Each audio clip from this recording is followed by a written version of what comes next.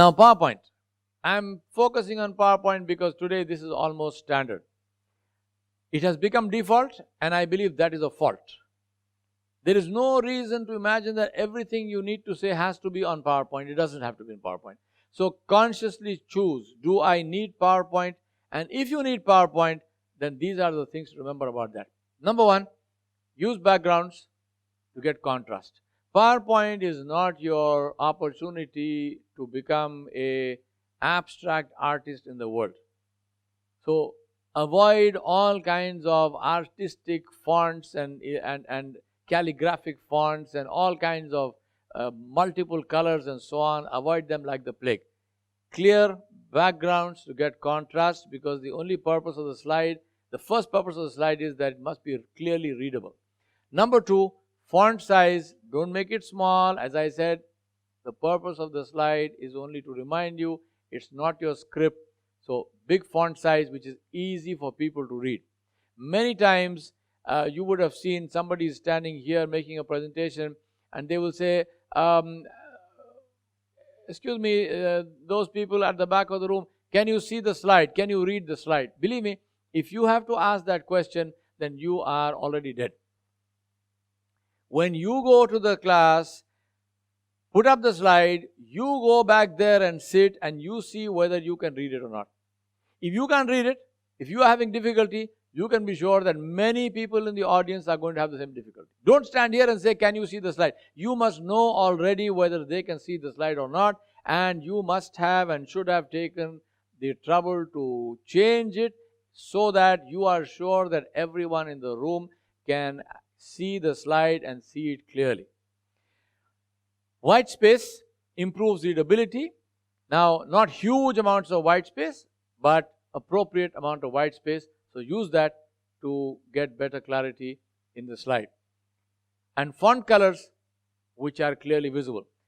Green is not visible. Red is usually not visible unless you have red on some other background like yellow. Black and white, absolutely the best. White background with black writing, black background with white writing, very visible, very clear. Only one flag of warning. A whole presentation which is everything in black background with white writing can be very depressing. So don't do that. But some things to stand out. A slide which is red with white writing. A slide which is yellow, bright yellow with red writing. A slide which is black with white writing. All of these stand out. But please, for God's sake, don't make a whole presentation of red slides or black slides. As I already mentioned, don't have fancy slide transitions or fancy animations. There's nothing more irritating for the audience than to have a bunch of letters which come floating through the air and then they spin around and then they are like hesitant of where should I be, and then they settle in one place. This is absolutely disgusting. It is a waste of time and people get very irritated with that. Never ever use anything like that. Similarly, don't use things like a single letter drops and on top of that it comes with a ping, ping, ping, ping, ping. Please. Put up everything you have on the slide, just bring it up there. Should you have bullet transitions? Only if there is a specific reason why you do not want people to read point number 2 before they have read point number 1. Otherwise, put up everything, let them satisfy their curiosity, then you walk them through that slide. That is absolutely the best way to do that. Flip charts. Let me tell you my favorite story about flip charts.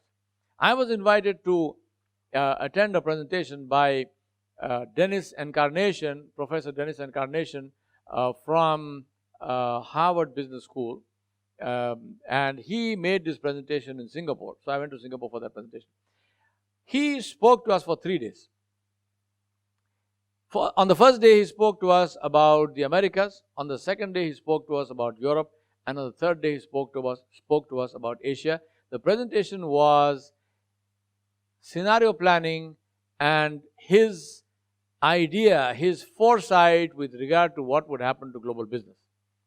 This presentation was in 1995 in Singapore.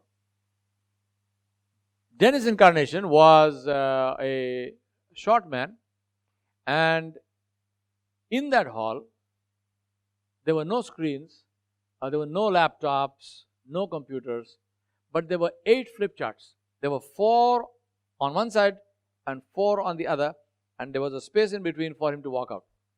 Now, Dennis Incarnation spent those 3 days. He would come out there, he would turn around, and he would write on that flip chart using a thick chisel marker, holding it like this, like a stabbing knife, and he would write like this on this flip chart. And while he's writing, he's talking out there to the flip chart. We are the audience sitting behind him. He's writing like this, and he's doing it. And then he goes from one flip chart, he goes quickly to the other one, and he writes on it. And then he goes quickly to the third one, and he writes on it. And he comes back here, writes on it. Now, this is what Dennis Incarnation did for 3 days. Now, having told you the story, that presentation was in 1995. I am standing here before you in 2019. Believe me, I can see that presentation in my eyes. But 2 things to understand. Number 1, never present like that unless you are Dennis Incarnation. Never ever turn your back to the audience and write on a flip chart. Number 2, that if you have substance, if you are saying something which is of value to the audience, then a flip chart is enough. No aid is needed. People will listen to you, they will be convinced, and they will remember. Thinking back on that presentation, what Dennis Incarnation said in 1995, I've literally seen it come alive before my eyes in all these decades. So flip charts can be extremely powerful, extremely useful. If you are using flip charts, as I said, don't try to do what Dennis Incarnation did. Prepare those charts in advance. So when you put the charts up there, all you need to do is just flip charts. Flip charts are called flip charts for a reason. So don't use them as writing boards. Prepare them in advance and just flip. Second thing is, never turn your back to the audience. I gave you the example of a fantastic presenter, but like all unique people, that example is unique to that person. For you and me, never turn your back to the audience. You are there to speak to them. People don't listen to you if they are facing your back.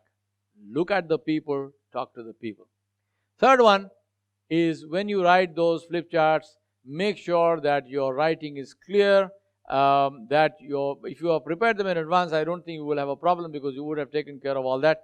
But where you need to write, for example, in a training program, you are capturing some data, you've asked people some questions, you want to record what they are saying. In that case, stand like this, cross to the audience, write and look at them, write and look at them, and when you write, make sure that your writing is neat and clean and big. If it is easy for you to write in capitals, write in capitals, otherwise write in a running hand, but make sure it is big. Use a thick marker. If you have access to chisel markers, they are even better, so do that. Use black or blue. Don't use red or green because they are not visible. And very importantly, and it is quite easy to do that, especially in training programs, ask for a volunteer. Can someone help me with these charts, please? People are nice, they will volunteer, and this takes away one of your biggest problems, is how can I talk and write at the same time? You don't need to do that. Somebody else will do the writing for you, and you can be engaged with the audience. Final checks. I am repeating myself because it is so important. Does the equipment work? The equipment worked in your house. Does it work in this place? I can't tell you the number of times that absolutely everything is working fine on my laptop. When I go there to the place, there is an issue because the laptop and the projector, there is a difference in terms of the kind of connectors they use. That my laptop does not have that kind of connector. I don't have an adapter to take that connector. I always carry this stuff, and I'm saying I don't mean that I fail in that case because I know and I carry them. But I've seen many cases where you are helpless because now you do not have an adapter to connect the connector that does not connect into your laptop. So make sure your equipment works and it is working in the place where you are making the presentation. Number 2, do you have a backup? Is that easily available? Number 3, it may look like a small point, but where are the light switches? One of the things that I've discovered, and I really don't know the reason for it, in practically every public place, in almost every conference center, every conference room in a company, every hotel conference room, the lights are wired serially lengthwise. Which means that if there are 2 lights which are shining on your screen and you want to turn them off, you will effectively switch off 2 lines of lights and the audience is in darkness. Now, that's not acceptable. So what must you do? Go early, check it out. If you cannot switch off those 2 lights, get somebody, get a step ladder, don't break your neck, get a step ladder, stand up, unscrew those 2 bulbs. Then you can turn the lights on, these 2 are not there, and the audience is still not in darkness, and you can see and talk to them. But all that will happen if you have the foresight to go and do all that. Where are the light switches? How does the light shine? Get used to the space. It happens in many cases that you are in a space that you don't know. It's a small audience, it's a huge room, or the room is small and you got a lot of people who have come to the presentation.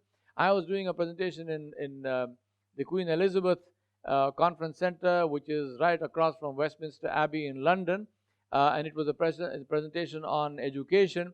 I don't know why, but my presentation, the audience was, they told me it will be about maybe 40 or 50 people. We ended up with like 200 people because people came from outside, from other places. They wanted to listen to that presentation. There was no seating space, so we had people who filled the room, who were standing. There were people looking in through the windows. There were 2 windows. So now I'm making the presentation. I've got all of these people. Now, that whole bunch of people looking at me itself is stress. So, get used to the space. And always, always, always remember, what is your core purpose? Never forget your core purpose. Now, I come to myself, I come to yourself. You, the presenter. Hands. For many of you, it will happen. And when you do that 1-minute presentation of yours, I'm sure you would have realized that. And that is that you have hands. Presenters come, and when you are standing in front of the audience, you suddenly realize, I have hands. Now what must I do with them? So people do funny things. They either hold them behind their back, they will put the hands in their pockets, or worse still, they join their hands. Now, these 2 are friends. You join them, they never part. And then you end up doing gestures like this, which is very funny, or doing gestures in your pocket, which is even funnier, and doing gestures behind your back, which is not funny, because nobody can even see them. So, get used to your hands. What must you do? I have a very simple rule for that. Bring your hands up here, because the place for gestures is between the end of your beard or the end of your chin, whichever it is, and your belly button. So this is the space for gestures. Bring your hands here, leave them there. Just make sure that your hands do not leave this space. Don't let them fall by your sides. Don't let them go anywhere else. Bring them here, leave them there, and you will find that your brain and your hands are online, and the hands will do what is needed to be done to make your gestures at least understandable. Now, having said that, you can learn how to make powerful gestures. You can use, for example, counting out 1, 2, 3, I want to speak to you, and so on and so forth. All of that is fine, but keep your hands here, because this is the place for gestures, not up here in front of your face, not down here, up here. Middle of your body, bring your hands here, leave them there.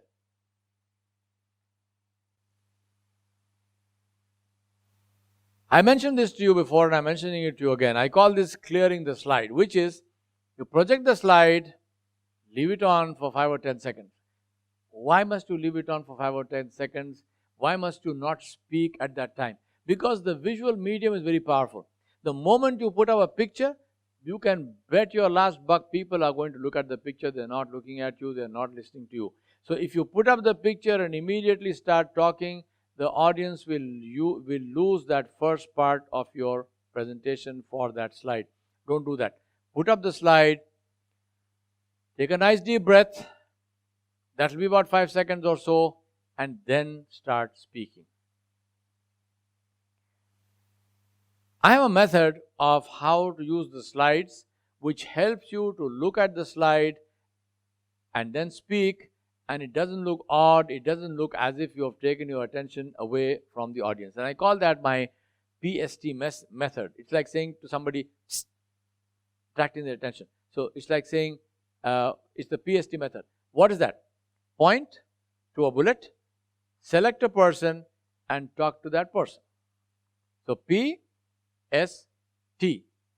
Point to the slide, point to a bullet, select a person, talk to the person. So I point to this bullet, I select you, I speak to you. I point to the next bullet, I select you, I speak to you. I point to the next bullet, I select you, I speak to you. It's a simple method. Practice it. It will come naturally and it will look good.